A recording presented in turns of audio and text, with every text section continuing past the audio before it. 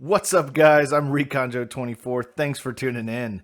So, Hogwarts Legacy has officially been released on the next-gen consoles and PCs for a month now, and we've had a lot of time to play the game, find the things that we like and the things that we dislike. So today we're going to be going over my thoughts on the game so far and where the game can improve. If you guys enjoy the content, make sure you show some love and drop it a like. Hit the subscribe button so you can stay up to date on all the cool videos I've got coming out, from Hogwarts Legacy to Apex and Fortnite and more. So let's get to it, and we're going to start off with the issues I have with the game. Now, I'm going to label these as either big issues or little issues, and my criteria for big or little is going to be whether or not it's fixable. Because the reality is, there's just some things that can't be fixed by a patch, and that can only be really handled before the game is released. And once it's out in the world, it's a part of the game. Others can be managed or fixed by patches or changes that the devs notice as they go along, or hear feedback from gamers. So let's just dive straight into it.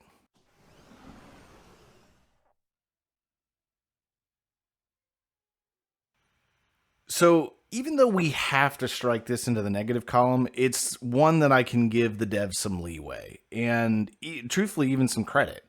Every big game, and in particular a huge open world RPG, they're bound to be plagued with bugs. And Hogwarts Legacy is no different. Now, how frequent they are and how bad those bugs are, that's what changes from game to game. Now, there's some, no, without a doubt, there's some bugs that show up from time to time.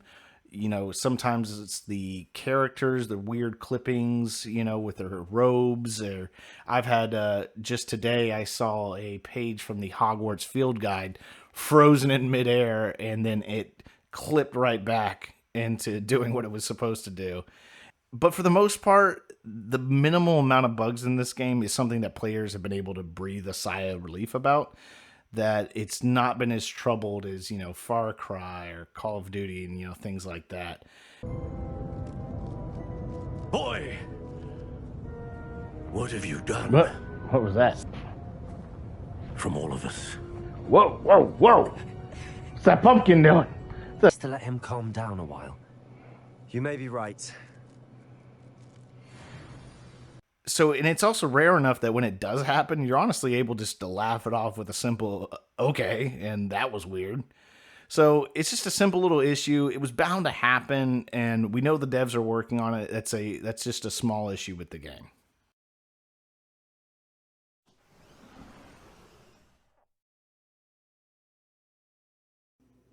So here's a big issue for the game, and it's one that a lot of game players were even aware of before the game even released. And if you weren't aware of it before the game's released, it was one of the very first things that you discover in the game. You start out and Professor Black announces at the very beginning of the game that there's no Quidditch this year at Hogwarts. Oh, and one more thing. Due to the unfortunate injury on the pitch in last spring's final, this year's Quidditch season has been cancelled. And as far as the storyline goes, they give you a simple whack explanation as to why. And it's really just for the storyline. Truthfully, I would have rather they just ignored it, didn't even say anything. But the reality is that for one reason or another, the developers just couldn't make it happen. Now, whether that was they ran out of time or it was technically too challenging, I don't know. But whether this is permanent is the really good question. Now, there's been some rumors going around on the internet. I've seen a few times talking about that it might be released later in a DLC, which, if that's the case, it's pretty exciting to think that there's still some future content that's going to be coming to be unveiled in the game and something to look forward to. And maybe it's true. Maybe the devs just simply did not have enough time to finish or perfect the Quidditch gameplay before the game's release. Truthfully, though, I don't see it. To me, if the devs simply didn't have enough time or they planned to release it later, they wouldn't have made such a concrete position in the storyline. And I think it's going to take too much to overcome that, and it's just not going to line up with the game in a way that's either going to be way too sloppy if they did do it that way, or I just don't think it's not going to happen at all in this game. Maybe in a future sequel if that happens, which I think the rollout of this is absolutely going to. But the devs could always surprise us, and truthfully, I would love if they did, but don't hold your breath for it. It's one of those, I'll believe it when I see it.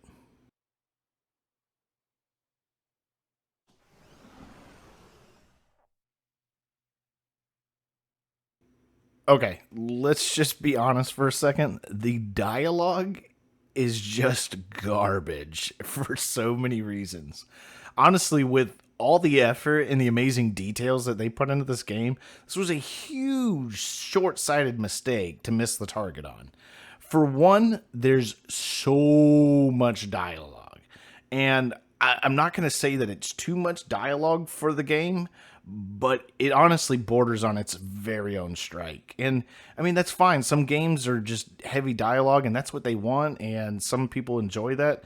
But if you planned on so much dialogue, why not take the extra effort for the scenes with the close-ups of the characters so that their mouths are lining up with the dialogue? I mean, that's too easy of a mistake. Or maybe you could have spent more time working with or coaching the voice actors of the characters so that they sound less robotic and fake. I mean, there's just the simple little things that were so easy to take care of or put the effort into it, and they just seem to have made whatever, slapped it on the product, and not given a care or a worry about it. Then there's the repetitive dialogue. I mean, there's some dialogue in this game that if you've played it longer than 10 minutes, you've already heard it 1,000 times. Handy resource indeed, your field guide. I'm most pleased being... Handy resource indeed, your field guide. I'm most pleased to be included. Upgrade that broom. Does it get any more cozy than Upgraded the broom, opened a lot of the map. Any more cozy than Hogsmeade? It gets old pretty quick. And this is a huge problem because for the majority of this, you can't fix it. The voice actors are done. They've gone home. You're not going to hire them back just because you didn't take the time to come up with more than 3 things to say. And the visual issues are not just something that you can edit after the release. I mean, they just really screwed the pooch on this. And it was a huge mistake that they should have just given a little bit more effort and attention to.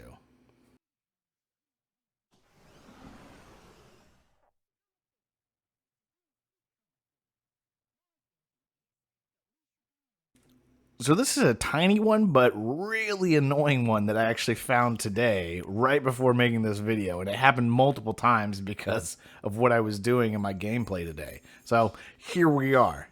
I was returning to a professor after completing a task, and after getting to the class, I go to enter, I click to speak with the professor, and then I get this cutscene. Blah, blah. Okay, I like a good cutscene.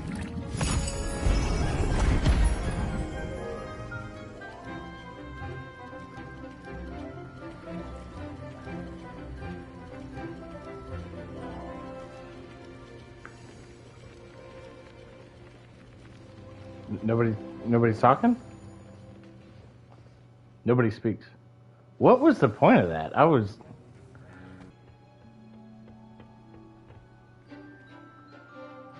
this another thing where nobody speaks? Yeah, we'll skip this. I don't understand the point of that. What on God's green earth was this for? Nothing happened. They didn't do anything. There was zero dialogue at all. No yay, no explanation, not even a good job, well done, anything. There was nothing. It was like they finished the game, sent the voice actors home, and then decided right before they released it, like, you know what? I don't want him just to walk in there. Let's give him a cutscene there for no reason, and just added some fluff for no other reason than to waste my time, and didn't bother to pay a voice actor again to come back. Like, could you have not even walked into the hall, grabbed the janitor, and then brought him into a microphone just to give you some, ah, ooh, interesting. Like, why was this here?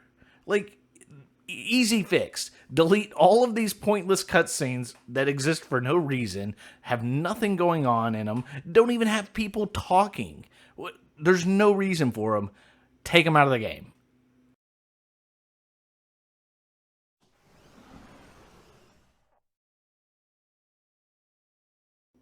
So this one's kind of a big one, but maybe it's something that can be worked and fixed. I don't really know. But you can spend quite a lot of time on missions and side quests just trying to figure out what to do. A lot of times there's no real guidance or direction on what to do. And I get that's not always a bad thing. Like, it's okay for a game to push you to figure things out on your own or to get you to use the knowledge that you've gained playing the rest of the game. But like, to a certain degree, like, I've wasted so much time and resources just trying to figure out what to do. Like, at one point in the beginning, they introduced the Merlin trials, and I was like, all right, this is cool. I'm going to start doing this. So I go out, and I ended up wasting just a ton of Mallow Sweet because I didn't realize that I can't do most of the Merlin trials until I learn these new spells. And there was no reason for me to waste those. And just the game could have given me something to let me know it wasn't even possible, right? And there's certain missions that you might be on where you're doing things that you've never done in the game. You have to do things that you've never done in the game. You didn't even know they were possible. And for some reason, the game just expects you to figure it out. And like, I get if you are developing, like, you realize maybe I have to do this and this, but there are things in here that in this game where you didn't even know was possible in the game to do. Like, that's a big leap and an ask for you as a gamer just to figure it out. Now, like, so far I haven't come across anything that I haven't been able to overcome. There's nothing I haven't been able to get past in a mission. So I can say is eventually, as long as you do keep at it, you'll figure it out.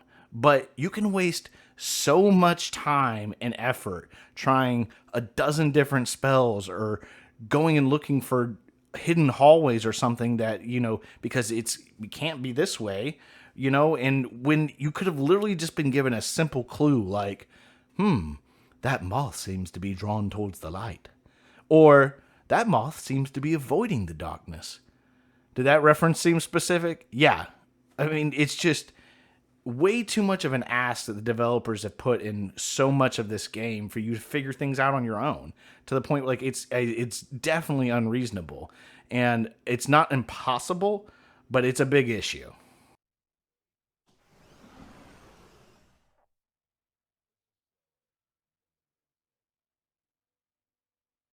So this one does hurt a bit, but thankfully it's a small issue because it's completely fixable. But the broom flying mechanics are garbage.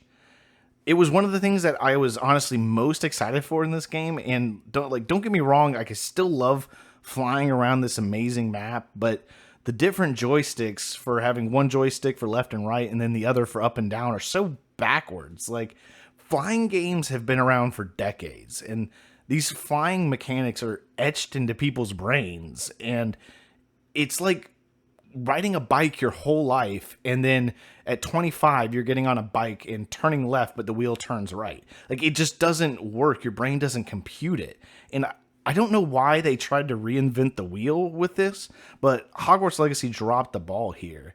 And this isn't something that ruins the game, but it absolutely makes what was supposed to be one of the best parts of the game annoying at times.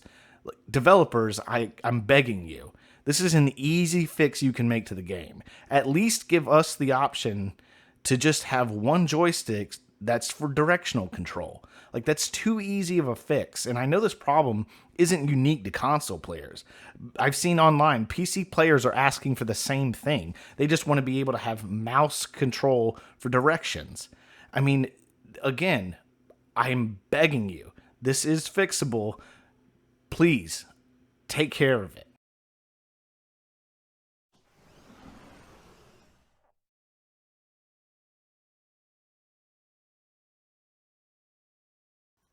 Now, I don't want to seem like I'm just hating on the game or that the game is trash and isn't fun, because that's just not true. I'm enjoying this game way more than I have any other game in a really long time. Like, the storyline is great and engaging. The missions are fun to do. The game moves along at a good pace. And I don't think I've ever seen a more beautiful game visually. Like, the aesthetics in Hogwarts Legacy may be some of the best that I've ever seen. And I can't say it enough, as a lifelong Potter nerd who's also a gamer, this is the game that we deserved for the last 20 years.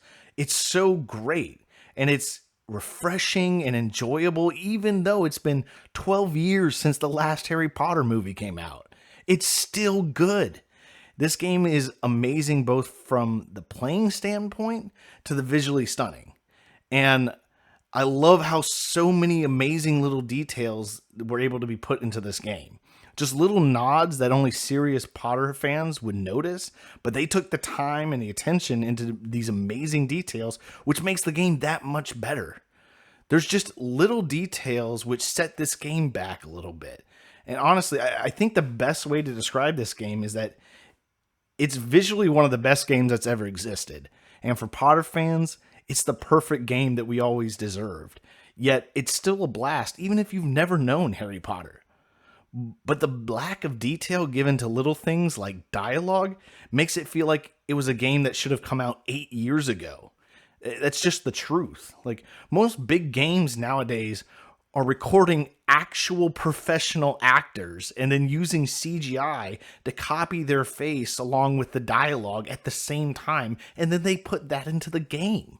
Like, and I get that this game's budget may not have been there for that, and that's not what I'm saying they needed to do. Like, I'm not saying they needed Brad Pitt or the professional set of Avatar, but they could have done better than what they did.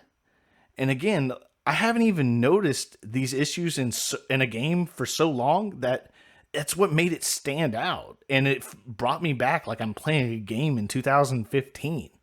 But then I start flying around the world on a hippogriff and I'm back to 2055. Like, it's just oddly contradictory. Now, again, I love the game, and I'm honestly going to be playing this over and over again for a long time. But it just feels like half of this game was made by their A team, while the other half was made by interns. The one thing we can probably say for sure with this game is the reception to this has been so overwhelmingly amazing and overwhelmingly profitable for him that there's almost no way that this game doesn't get a sequel. Even after only being out for a month, we can probably say that's a certain. And I'm super happy with this game. I hope the next go around, the entire game is made by the A team. Thanks for sticking around with me, guys, till the end. I hope you guys enjoyed it. If you guys have anything else that you guys noticed in the game, let me know down in the comments. I'd love to hear what your thoughts are on the game, things you noticed, issues, awesome things, bad things. Just let me know. Drop it down in the comments, and make sure you hit that subscribe button to stay up to date with all the content we got going forward. Thanks, guys. We'll catch you in the next one.